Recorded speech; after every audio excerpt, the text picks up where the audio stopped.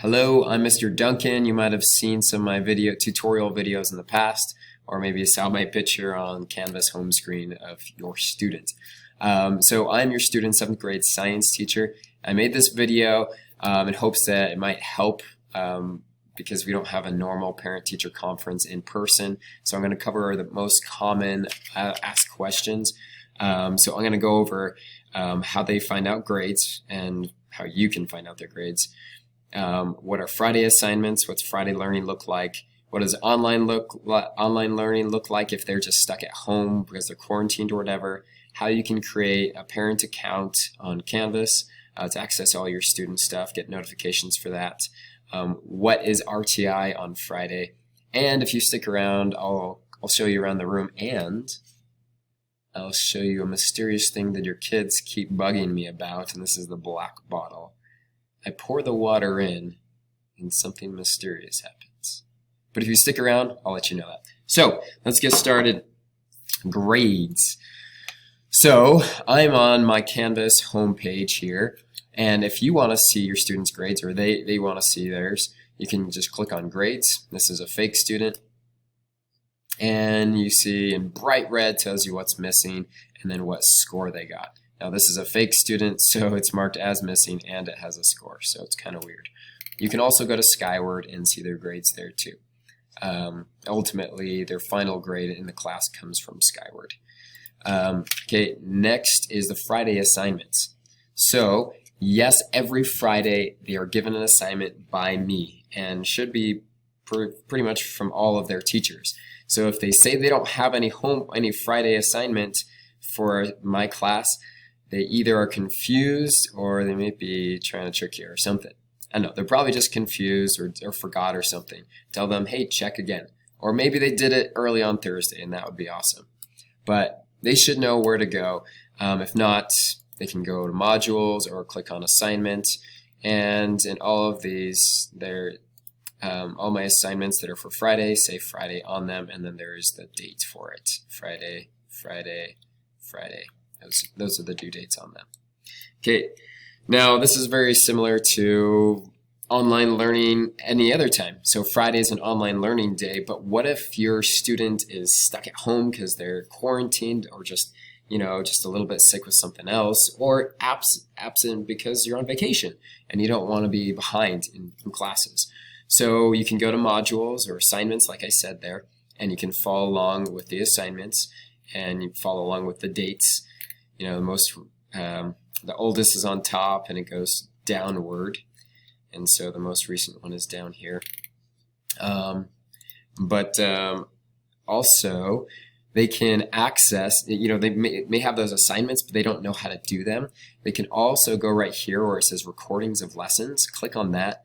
By request, a parent asked me to record and post my lessons because for my ALPS classes, I'm doing them live. And so I started to do them for all my classes.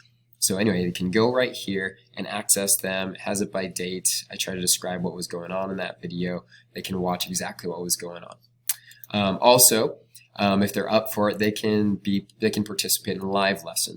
Now this is not my ALPS class. My ALPS class has a different time that is being recorded. My regular 7th grade science classes, this is the time. I do it during first period. If they're awake during first period, then they can click on the Zoom link and access my live lesson. They can even ask questions and things like that, and we'll have somebody there who can help them. I have a student assigned to be the audiovisual person to help the people who join online. I mainly have people just from my ALPS class who are doing that all the time. RTI. Yeah, so RTI is happening on Fridays, and that's just the time to get extra help if they're missing stuff, or as we go along here, if they don't do well on assessments, then I'll request them to come. And so when I request them, I will send them an email. Here, let me do this so you can see me better. I will send them an email, and all teachers should be doing this. They'll get an email by Thursday at 3 p.m. asking them to come to their Friday RTI, and they should say the time when that is. And so if they don't get an email, it means they're not requested. They can still come get help. Now, when can they help, and when can they get help, and what do they need to do? Well, in the email, I send you a Zoom link so they can have a video call for that. But also here on my homepage, I mentioned I have an RTI priority period, and this is the time. And they just click on the Zoom link when they're ready to come. Also, at 12:30 to 2:45, you can schedule a one-on-one time, or even I occasionally have some time outside that. But if you click on this, there are some times. Not too many kids have signed up. That's totally fine. But they can schedule for times. This is the beginning of the year still. And you can even encourage them to do that if you think they need some help as well. Now finally, before I show you like the black bottle and kind of a tour of the room and some other things, that last thing is a lot of parents, I would highly recommend that you become, that you have access to their Canvas account. You are observer is what it's called actually. And so to learn how to do that, go to the Joel P. Jensen website, joelpjensen.jordandistrict.org. And then under the students section, there's tutorial videos for students and parents. And the particular tutorial video that shows you how to do this is Canvas student or parent login. You'll click on that, and if you want to, fast forward to the spot that's going to be helpful to you, 2 minutes and 30 seconds in, it'll show you how to create an account as an observer when you're when you are the parent. So I think you can set it up so that you can get email notifications if there's assignments that are missing or something like that. Anyway, now I'll show you a little bit about this room, about some science stuff, about the black bottle. So here we go. Let's switch this over here. So you've been seeing behind me already. This is what your students get to see when they come in my classroom. This is Mr. Duncan's science class. If there's anything that looks pretty cool decorations, it wasn't me. It was my wife and kids. So some cool things around there.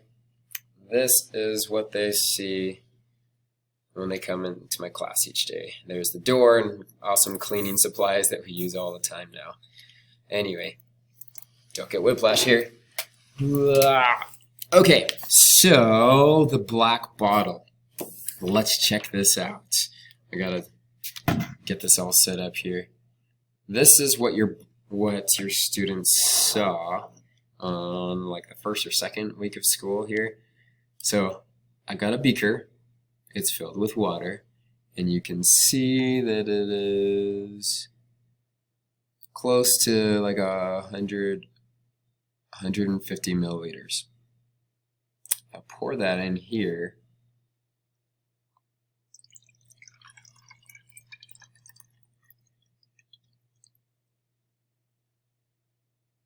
Empty, right? So it's empty. And then